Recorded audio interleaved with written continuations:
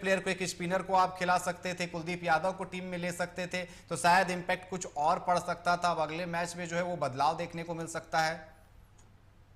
देखिए अनिकेत जी, अगर सारी कैचेस पकड़ी होती और भारतीय प्लेयर्स का एटीट्यूड अच्छा होता तो अभी हम यहाँ बैठ करके इंडियन टीम की तारीफ कर रहे होते, जी बिल्कुल। शुभमन गिल के कसीदे गढ़ रहे होते और गौतम गंभीर के लिए तो पता नहीं क्या क्या बोलते। लेकिन यहाँ पर जो रिजल्ट है वो भारतीय टीम के विरुद्ध गया है। और और तभी तो यहाँ पर कहते मेरा हैं कि मान अगर टीम जीती तो कप्तान की तारीफ होती है, अगर हारी तो आलोचना भी उन्हीं की होगी।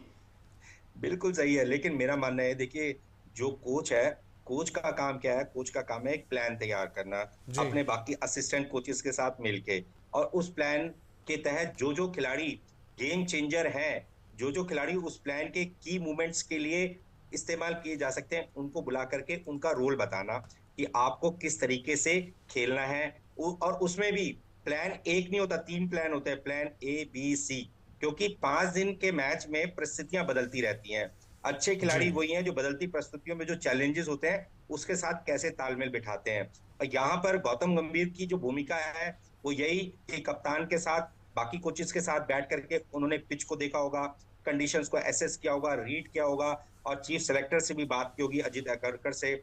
तो अंतिम जो उन्होंने एकादश तय की, यही सोच करके कि 4 फास्ट बॉलर्स और एक left arm spinner Ravindra Jadeja जो कि बल्लेबाज की भूमिका में भी रहेंगे। यहाँ पर नीतीश कुमार रेड्डी और कुलदीप यादव के बारे में भी उन्होंने बातचीत जरूर की होगी, लेकिन जिस तरीके से पिच पर घास थी, और आप इस बात से अंदाजा लगाइए कि इंग्लैंड ने टॉस जीता और फील्डिंग का फैसला किया, वो भी तब जब बहुत अच्छी रोशनी थी, जी सूरज पूरी तरीके से निकला हुआ था। नासिर हुसैन, माइकल आर्थरटन, बूचर और एलेक्स स्टीवर्ट, ये सभी क्रिकेट के एक्सपर्ट कह रहे थे कि बहुत हैरानी की बात है कि यहाँ पर बेन स्टोक्स ने टॉस जीता और फील्डिंग ले ली, जबकि यहाँ पर तो बैटिंग करनी चाहिए थी। तो अब आप दूसरे परिप्रेक्ष्य में देखिए, इंग्लैंड के कप्तान की आलोचना हुई टॉस जीत करके फील्डिंग करने के फैसले को लेकर के। वही दूसरी तरफ भारत की तरफ से सब कुछ अच्छा हुआ, सब कुछ अच्छा हुआ, भारत की टीम का बड़ा अच्छा था, दबदबा था, सब कुछ था।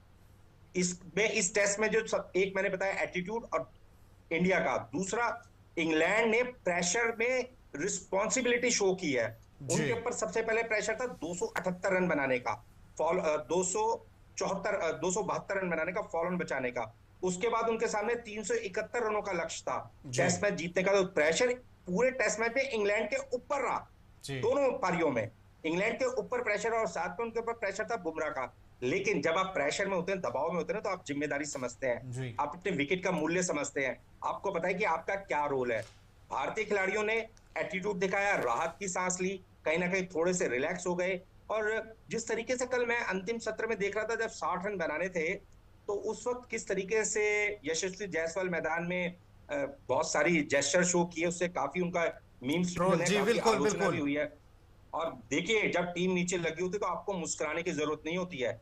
खेल का मैदान हो या रण क्षेत्र हो, वहां पर आपका एक्सप्रेशन सारे लोग नोटिस कर रहे होते हैं कि आप किस माइंडसेट के साथ मैच में आगे जी बढ़ बिल्कुल, रहे साथ हैं। साथ जैसे कैच छोड़ने के बाद आप बाउंड्री लाइन पर जश्न मनाते हुए नजर आ रहे हैं, काफी जश्न मना ट्रोल रहे भी हैं, हो रहे भंगड़ा थे। कर रहे हैं, और आप एक कंट्री को रिप्रेजेंट कर रहे हैं, आप भारत को रिप्रेजेंट कर रहे हैं, 140 करोड़ लोग आपको देख रहे हैं। तो ये एटीट्यूड था जो कि पसंद नहीं किया गया। इसीलिए तो कहते थे विराट कोहली टीम में होते थे, वो एक एग्रेशन लेकर के आते थे, महेंद्र सिंह धोनी थे, वो टीम को एक सेना की तरह लड़ाते थे, सौरव गांगुली थे, उन्हें पता था कि किस तरीके से एक एक खिलाड़ी को का उपयोग करना है, कपिल देव थे, उनको पता था, कपिल देव कप्तान की हमेशा दोहरी भूमिका रहती है, जी पहली अपना प्रदर्शन, आपको खुद अच्छा प्रदर्शन करना है, दूसरा आपको बाकी खिलाड़ियों को प्रेरित करना है, उनका मनोबल बढ़ाना है। शुभमन गिल के बारे में भी आपने पूछा, शुभमन गिल का पहला टेस्ट मैच था, शुभमन गिल ने बहुत अच्छा काम किया, एक बड़ी पारी खेली, हालांकि एक दूसरी पारी में वो सफल नहीं हो पाए। लेकिन कप्तान को बाकी खिलाड़ियों का सपोर्ट मिलना बहुत जरूरी है। अगर कप्तान को सपोर्ट ही नहीं मिलेगा तो कप्तान और कोच क्या कर सकते हैं? सबसे बड़ा प्रश्न ये है। जी बिल्कुल, सपोर्ट की आप बात कर रहे हैं, जरा मनीष जी के पास चलते हैं। मनीष जी, सपोर्ट की बात कर रहे हैं।